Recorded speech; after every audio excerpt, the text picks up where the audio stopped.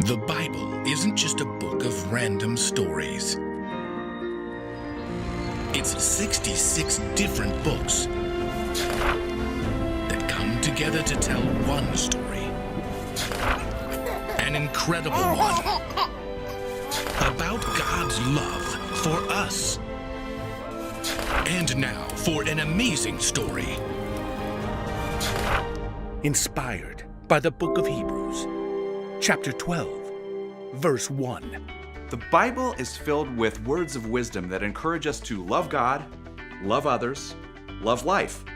Sometimes Jesus used stories to help people understand how God's truth played out in their lives, and that's what stories can do for you.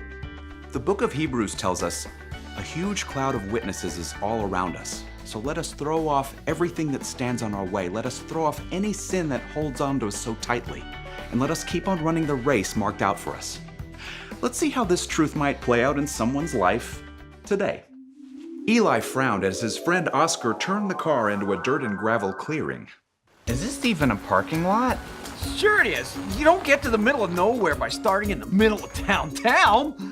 In just a few weeks, Eli would be headed out on a week-long trip to the Appalachian Trail with his older sister Jill and his older brother Drew, and since he didn't have any hiking experience, he'd called on his friend Oscar to help him get ready.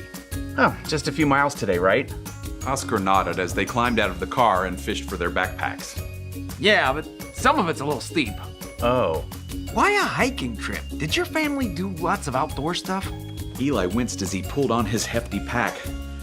Hadn't felt nearly this heavy in his bedroom at home. No, Jill just got into the hiking thing last year and thought we should all go. Oscar pointed to the other side of the clearing. There's our trail. But before they actually started, Oscar paused, closing his eyes. You okay? Yeah, just asking God for help. The trail's that bad? Oscar grinned and took off. In minutes, Eli found himself out of breath. The trail started straight up the mountainside, and he was pretty sure his backpack had turned into a baby elephant. You guys must be pretty close. Who? What? You, your brother and sister. Well, not really. I mean, we never got along great in high school. Me and Drew, at least. Jill kind of tried to make peace, but... And now you're going to spend the whole week together on the trail 24/7? Well, now that you put it that way, maybe not the greatest idea. It can be good. Just make sure you start off on the right foot. Well, Drew always wants to plan everything. And then I say something sarcastic, and he gets mad. And Jill tries to step in, and Drew tells me if I have it all figured out, I should just take charge. And then I mess it up, and Jill gets mad at both of us, and... Whoa! Happens every time. You gotta leave that mess behind. Yeah, tell that to Drew. Eli tried to navigate a stretch of rocky trail, but his heavy backpack made him overbalance. He staggered and went down. Ow! You okay, man? Oscar hurried to help Eli and tugged off his friend's backpack. What on earth did you put in here?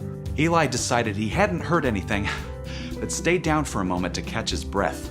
Just some snacks and a few things I thought we would need. A gallon of Gatorade? I get thirsty. Game station switch? If we get bored out here. Battery-powered blender? Power smoothies. You don't need any of this stuff.